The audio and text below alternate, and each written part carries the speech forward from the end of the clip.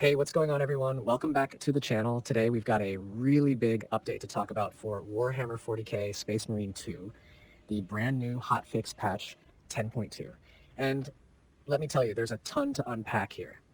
If you've been playing since launch or even just a few weeks back, you'll know that this game has already been through a bunch of tweaks, but this update actually feels like it smooths out a bunch of frustrations while also changing up how certain builds are going to feel. I'm going to go through every single piece of it in detail, breaking it down in a way that's easy to follow, and by the end you'll have a really clear picture of what's stronger, what got toned down, and how your playstyle might be affected. First off, let's talk about the changes to the Heroic Chainsword, because that's one of the highlights of this patch. If you're one of the players who loves going in aggressive, swinging that sword around and cutting through hordes of enemies, this is going to feel like a straight up buff. They balance the base stats to make it feel a little more consistent, but the real kicker is in the combo adjustments. The light into heavy sequence now ends with a stomp finisher, which not only looks brutal, but gives you a very satisfying way to close out a string of hits. On top of that, every single heavy attack across the board with the Heroic Chainsword now does about 15% more damage. That might not sound insane on paper, but in practice, you're going to notice that elites and tougher mobs go down faster, and it just makes that weapon feel more in line with the power fantasy of being a Space Marine. For people who maybe thought it was lagging behind the Power Axe or other melee options, this adjustment puts it right back on the table as a competitive pick. Now, I know a lot of you are running sniper builds with the Camo Cloak, and this patch made some really big adjustments there. This one's a little controversial because for the longest time, the cloak was essentially abusable. People figured out ways to reset it and cancel it so they could just chain invisibility almost endlessly. And obviously that's not exactly fair in a game that's built around squad synergy and enemies that are meant to pressure you. What they did here is roll out changes that were originally planned for a bigger update down the line, but they pushed them early into 10.2. So here's how it works now. The first 3 times you activate your cloak back to back, you're not hit with any activation cost other than the usual energy drain while it's running. But once you hit that 4th activation, there's an immediate 5% chunk of energy drained. And after that, each additional activation keeps stacking a heavier cost. There's also now a 10-second reset timer once you stop using it, and after that cooldown, the activation cost is cleared again. What this means is you can still play stealthy, you can still cancel and re-engage strategically, but the fantasy of being permanently invisible is gone. You'll actually need to plan out when to go invisible, when to break it, and how to position yourself, which honestly makes sniper gameplay a lot more tactical. It pushes the skill ceiling higher, but it also means you won't be carrying entire missions just by cheesing cloak abuse. Speaking of enemies, another tweak in this patch is the spawn adjustments to chaos spawns. Before this hotfix, it felt like the director was just flooding you with packs that were a little too overwhelming, especially compared to other enemy groups like Tyrannid Warriors. They've reduced the numbers so that the pacing feels fairer, but don't get it twisted. Chaos spawns are still deadly. They'll still punish you if you're careless, but you won't be drowning in them to the same extent. This is one of those small behind-the-scenes balance tweaks that you might not consciously notice right away, but once you play a few missions, you'll probably realize the pressure feels more balanced, and that's because you're not being smothered by unfair spawn counts. Another thing that stood out in the notes is the adjustments to perks and abilities that were actually causing friendly fire damage. Yeah, you heard that right. Some perks were straight up hitting your teammates when they shouldn't have. The Assault's Ascension perk was one of the big offenders here, and that's been fixed. This is huge for co-op because nothing's more frustrating than feeling like you're hurting your squad just by using the perks that are supposed to make you stronger.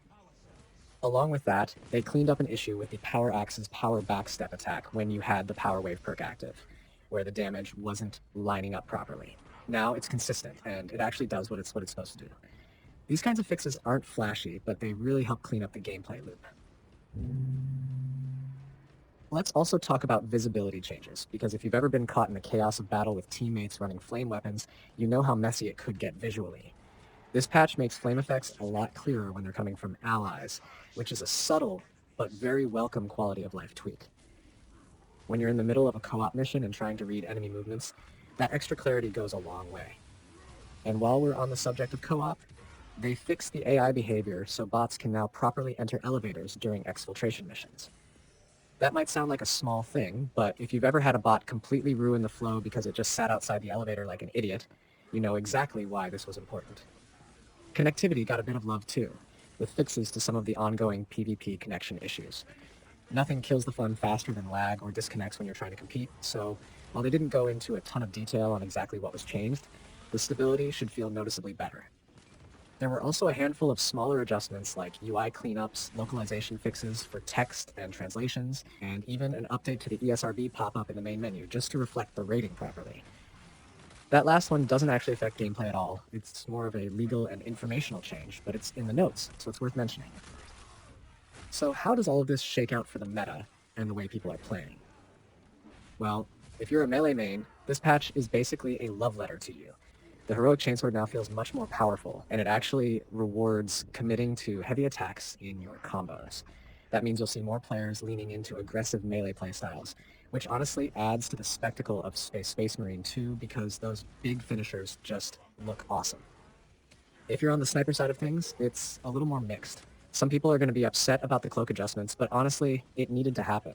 The invisibility spam was breaking the flow of missions and trivializing encounters, so even though you'll need to adapt, it's for the better health of the game overall. For the team-focused players who really value smooth co-op runs, this patch makes things feel a lot cleaner. No more unintentional team damage from perks, better visibility during chaos, bots that behave properly, and improved network stability all add up to sessions that feel less frustrating. And if you've been stuck on missions where the swarm of chaos spawns just felt unfair, you'll notice that difficulty curve feels a little more natural now. The interesting part of this patch is that it's not just about balance numbers. It's about making the game feel fair and responsive. A weapon buff here, an exploit fix there, AI improvements, and a bunch of little quality of life fixes all add up to something bigger. It feels like the developers are paying attention to what people are saying and actually pushing out fixes quickly, even pulling some changes forward from bigger updates just to deal with problems faster. That kind of responsiveness is a good sign for the long-term support of Space Marine 2. And this isn't just about numbers or patch notes. It's about how the game feels moment to moment. When you swing that Heroic Chainsword now, you're going to feel more powerful. When you cloak as a sniper, you're going to feel like you're making a meaningful tactical choice rather than just exploiting a system. When you're surrounded by enemies, the balance of spawns is going to feel challenging but fair. When you're in co-op, you'll notice fewer weird frustrations that pull you out of the experience. It's all those little details adding up that make a hotfix like this more impactful than you might expect at first glance. And because I know a lot of you are wondering, what does this mean for your builds? If you've been relying on cloak abuse, it's time to start rethinking your loadouts. You'll probably want to mix in perks that give you better energy sustain or abilities that let you contribute more actively when cloak isn't available. If you're a melee player, this is your time to shine. The Heroic Chainsword is going to give you more damage output and more satisfying combos, so leaning into perks that boost heavy attack effectiveness is going to pay off even more. Assault players with fixed perks are going to feel safer in squads, and flame weapon players are going to find it easier to coordinate with allies now that visual clarity is improved.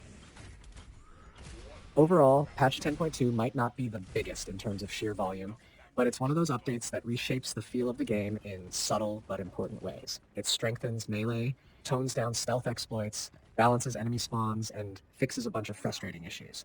It's the kind of patch that tells you the developers aren't just leaving the game to stagnate. They're actively making it better. And honestly, that's what you want to see for a game that people are going to be playing for a long time.